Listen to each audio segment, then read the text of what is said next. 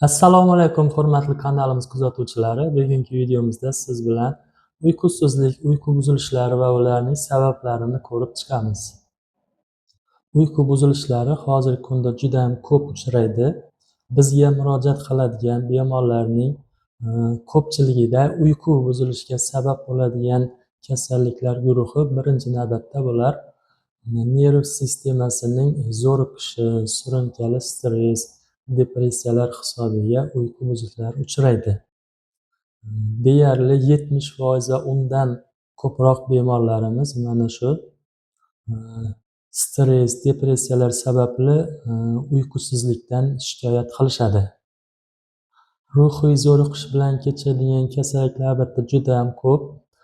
Birinchi navbatda shu bemorni shifokor ko'rigidan keyin uni turlari, misol uchun nevroz bo'lishi mumkin, stress, depressiya va shunga o'xshash kasallikka aniq tashxis qo'yiladi va shu kasallikka mos dorilar buyuriladi. Buning natijasida shu bemorda asab nerv sistemasi normallashgach, asta-sekin uyqular ham o'z holiga qaytishi mumkin. Uyqu buzilishlariga sababchi bo'ladigan ikkinchi kasalliklar guruhi bular haqiqiy uyqu buzilish kasalliklari deyiladi. Ya'ni uyqu buzilish kasalligiga insomniya degan tushuncha qo'llaniladi meditsinada. Bizga murojaat qiladigan bemorlarning taxminan 20% ga yaqinida ana shunaqa haqiqiy uyqu kasalliklari, uyqu buzilish kasalliklari uchraydi. Bunda bosh miyada uyquga javob beradigan o'zini gormonlar, peptidlar, vitaminlar disbalansi, ya'ni normasi buzilgan bo'ladi. Bunday bemorlarni davolash juda qiyin va uzoq muddat talab qilinadi. Chunki bosh miyadagi uyquga javob beradigan kerakli mediatorlar, kerakli neyropeptidlarni tiklanishi uchun anchagina vaqt ketishi mumkin. O'zi bunday uyqu kasalliklarini davolaydigan shifokorlarga somnolog vrach deyiladi, lekin bizni yurtimizda somnolog vrachlar kam uchraganligi sababli shu uyqu buzilish kasalliklarini ham ko'pincha nevropatolog vrachlar davolashi mumkin. Albatta bu uyqu buzilishini yengil, o'rtacha va og'ir darajalari bo'ladi. Mana shu darajalarga qarab bemorga kerakli dori-darmonlar buyuriladi va kuzatib turiladi.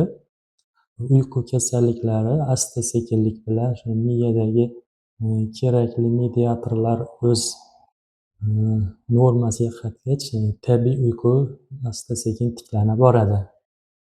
Bizga murojaat qiladigan bemorlarning 10% va undan ortiqrog'iga uyqu buzilishlariga sabab bo'ladigan uchinchi guruh kasalliklar bular uxlash rejimining buzilishi hisobiga paydo bo'ladigan uyqu buzilishlari hisoblanadi. Ya'ni hozirgi zamonda ko'pchilik insonlar 2 ta yoki 3 ta ishda ishlashga majbur bo'lishmoqda. Shuningdek, kechalari smenada ishlash, shunga o'xshash ish rejimlari ham hozirgi kunda ancha ko'paygan. Buning natijasida o'zi inson miyasi kechasi ana shu 12 dan keyin, kechki mana shu 1 lar atrofida bosh miyada o'zi uyquni gormon, mediatorlar ishlab chiqarilishi kerak bo'ladi. Lekin mana shu bemorlar kechasi ishlaganligi, kechasi vaqtida uxlashga yotmaganligi sababli mana shu tabiiy biologik jarayon o'zgaradi va o'rni almashinadi. Shuning uchun ham mana shu surunkali uzoq muddatli kechki smenada ishlovchilar, uzoq muddatli mana shu o'z vaqtida uxlamaydi insonlar qaysidir oylar, yillar o'tgandan keyin mana shunaqa uyqu buzilish kasalliklari paydo bo'lishi mumkin. Bunday bemorlarda albatta birinchi navbatda mana shu ish sharoitini almashtirish, vaqtida uxlash va shunga o'xshash tabiiy usullar yordamida buni tiklashimiz mumkin. Eng asosiysi shu uyqu rejimini yo'lga solish.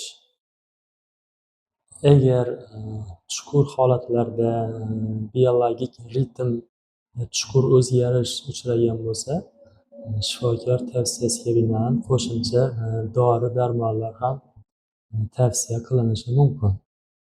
Bugungi videomiz sizga ma'qul kelgan bo'lsa, kanalimizni kuzatishda davom eting va obuna bo'lishni unutmang.